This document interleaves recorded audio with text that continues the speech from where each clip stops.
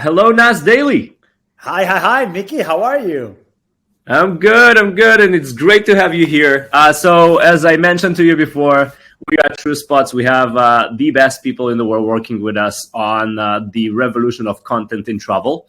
And as you represent everything about content and travel, I thought that it would be amazing to give some insights and a little bit of the vision you have in your mind about the future of content and with NAS Academy and everything you're doing at NAS Daily, and just to share it with the world. So welcome and thank you so much. Well, first of all, Mickey, thank you so much for having me here. Really appreciate it, and I'm excited about what you're building. I think what you're building is needed. This is great, and I think because you're an advisor at the company, we have to say that out loud. I'm learning so much from you, and I'm very, very happy that we can share that with the world a little bit. So let's get to the point. You've been creating content. Everybody knows you in the world, and that's amazing. And you've been creating content for how many years now? I'm close to 6 now. I started in 2016 April. So in 3 months, it'll be 6 damn years. Wow. Man, crazy. Wow. We need to celebrate that. So tell me a little bit about the evolution and how do you see content when you started? How do you see it today? And how do you see the future of content and how it affects people? Yeah, that's a great question. So when I started, content was meant to be free. When I started, it was like content had no value. NFTs were not a thing. You just make videos and you're not, as a creator, you're just like an afterthought. What really mattered when I started was the user, the consumer, not the creator. And it was the idea that, look, we can build a social network by enabling user to communicate with another user. That was the idea. But then after a while, it became clear that the user, for them to interact with each other, they need a catalyst. They need somebody in the middle to create content to make them interact. And all of a sudden, over the last 6 years, the creator became center of attention. And that's what social media platforms started to focus on. So now, for some reason, we're a lot more important. What we do is a lot more important. But certainly when we started, it wasn't the case. So you see a lot of this whole, creator economies popping up. Creator funds are popping up. Creator monetization is popping up. Creator platforms are popping up. And, I think that's exciting. I think that's exactly what the world needs. Yeah, and when you're looking at the future, so you've been observing the whole evolution. And so now creators are in the center and you're building a platform for the creator economy for education today, but it will expand to other stuff as well. We're building something for the travel space. Yes. And there are many, many, many, many new ventures supporting those creators. How this all will become just one large synergy at some point? How do you see the future of content creation? That's a very good question. I actually, I'm not sure if there will be consolidation. Maybe there will be, but I think in the future I do see verticalized approaches, right? Which is a platform that specializes in travel, and travel, helping travel creators monetize. A platform that specializes in fitness creators. Another one that specializes in comedy. It seems to be happening, that approach. Now we're building a lot of different verticals. In the future, I think it's all going to become into one. In the future, it's just going to be one big company. But for now, I think we're still in that phase in which we're building different things. So you think there will be a consolidation at some point? There almost always is. Humans love just to deal with one thing, one phone, one partner, one husband, one wife, one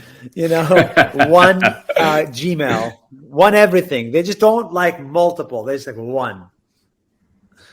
I actually agree very, very much that there will be a lot of verticalized approaches. And the reason is because the needs are different, right? Travel creators need different tools than, fitness creators, than education creators. And you see many, many, many new segments popping up. So this thing is happening. And on the consumer side, there are different needs that content can solve. And this is, basically what we do at TrueSpots with travel content. And the same thing you're doing at NAS Academy with the idea that you help other content creators become content creators by giving the content creators the stage to teach, which is amazing.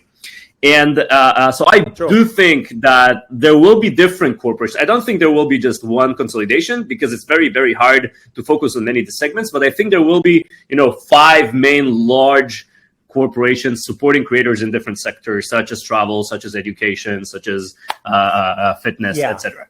That's for the next 5 years. I agree with you, but it will be different in the next 50 years, I think. Right, but in 50 years we can discuss metaverse as well, which is becoming a thing now, and we can discuss, so many ways to create. I don't think we can envision how content will look in 50 years, but at least in 5, it seems like that's right. Down the road. You're not only a global, huge content creator and inspiration to hundreds of millions of people. You're also a very professional traveler, and you started with travel content. And we had this click when we've met because of the vision we have at TrueSpots and all of your background in the travel space. How do you look at the synergy between travel content and travel consumers? Travel consuming travel cannot happen without travel content. Like, people do not visit a country without seeing it first. They do not visit a city without seeing content about it first. A lot of the content that we see about cities and countries is pictures over the last 30 years. But now it's becoming videos and stories. And so they're going to see an explosion in content travel. And therefore, as a step 2, you're going to see an explosion in content in travel tourism. So these 2 things are like one-to-one mapping. And that's why it's very exciting for travel content creators to link up with tourism providers and governments and countries and tourism boards. That's going to be really exciting. And, the travel experience haven't changed in the past 20 years. It's all, these are the flight tickets. That's how you buy it. But people do want to consume content about, destinations. And I think one of the things that Nas Daily provides clearly is, like a window into different locations around the world. I think the content makers should be rewarded more for the content they make, especially travel content. That's why I work with you. Basically, that's basically why I'm invested in you, right? Because the content itself is so valuable, yet the people who make it are not getting any of that value. If I make a video about a hotel and that video gets 1,000 visits, that hotel gets, let's say, 100 visits, 10 visits, or maybe 100 visits. If that gets 100 visits, an average of, let's say, $100 in profit, 100 times 100, that's $10,000 of profit that the hotel made. That's good for the hotel. But the content creator got rewarded with like $500, $300. Right, from advertising, which is not even related. Yeah. So there's an issue. There's an issue. And I think you brought up a very, very interesting discussion, about monetization here. And when you started, I guess there was no literally like know-how for monetization for creators. But in the past few years, it started growing with Patreon, with YouTube, with TikTok, with Nas Academy, and et cetera, et cetera, et cetera. How do you see the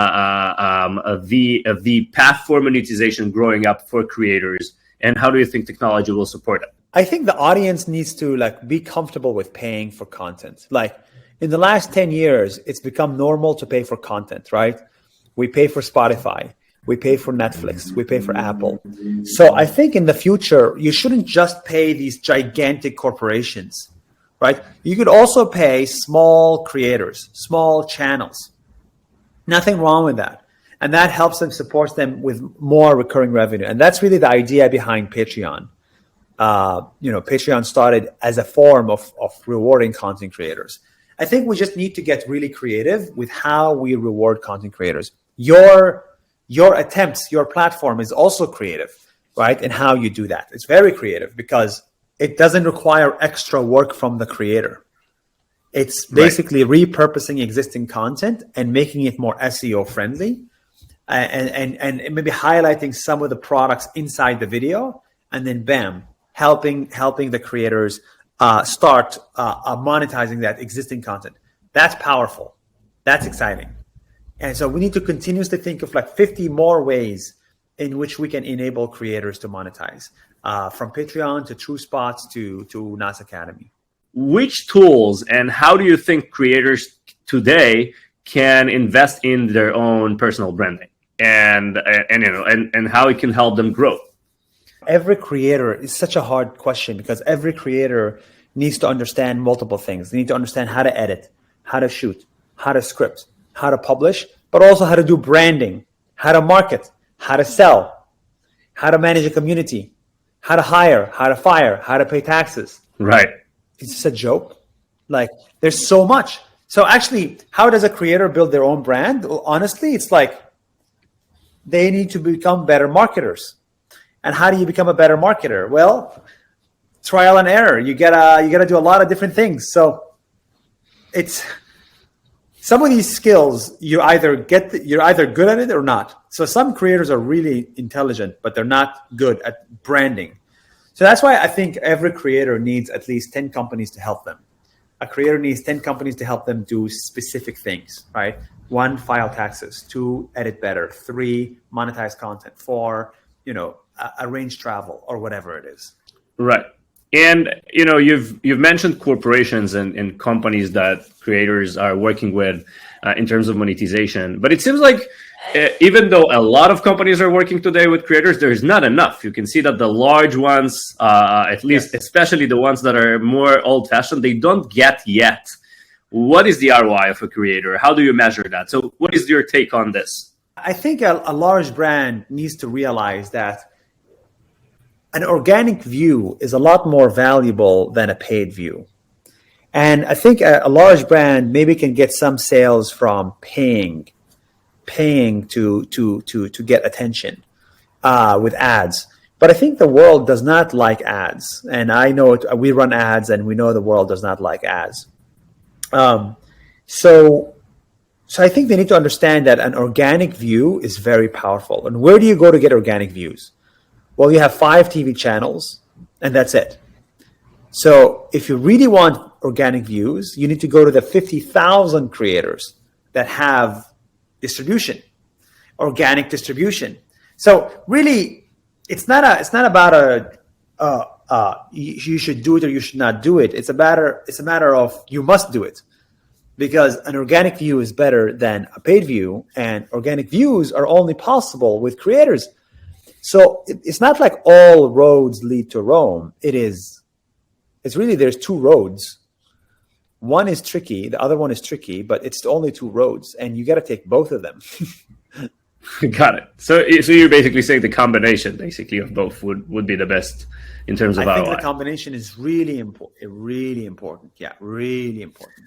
It's important to me to give just 2 minutes of your tips to travel content creators, because you started as a travel content creator, of how to start today. You started at a different time completely. How to start today, and what would be your best tips for them to grow? So actually, this is the best time in the world to be a travel content creator, right? For the last 2 years, we have not had any travel. So everybody is dying to see the world. Everybody's dying to go around. So if you're a travel content creator, now the demand for your videos is going to be insane. That's number 1. Number 2 is traveling is probably much cheaper than it would possibly be because of low rates in specific areas. So my advice is actually, if you're a travel content creator, look at the world strategically. Do not necessarily think of, okay, where do I like to travel? Think about, okay, where do people like to travel? And let me go there and make that content. Where is there a large amount of tourists, but a small amount of content? If wherever you find that imbalance in a country or a destination, go to that destination, create content. You'll soon find out that this will be really beneficial for you. So I would say you should look at it in a more strategic way, as opposed to just like, oh, I like to travel, let me get on a bus and do something. No, like go to the right areas, the right cities, make the right content, and you'll be rewarded at the end. And of course, find the right stories, because that's what people are looking for. Oh, yes, of course. That that goes without saying. Cool. That goes without saying. That's true. Cool, Nuseir. Thank you so much for your time, and thanks for sharing this amazing insights with me and with the world. And you're a huge inspiration to us. You're a huge inspiration to the world. You're a huge inspiration, of course, to the content creators community. And I really appreciate your time. Thank you, man. Really appreciate it. Thank you for having me, and keep up the great work you're doing at TrueSpots. We're right behind you. We're very excited. Rock and roll. Rock and roll.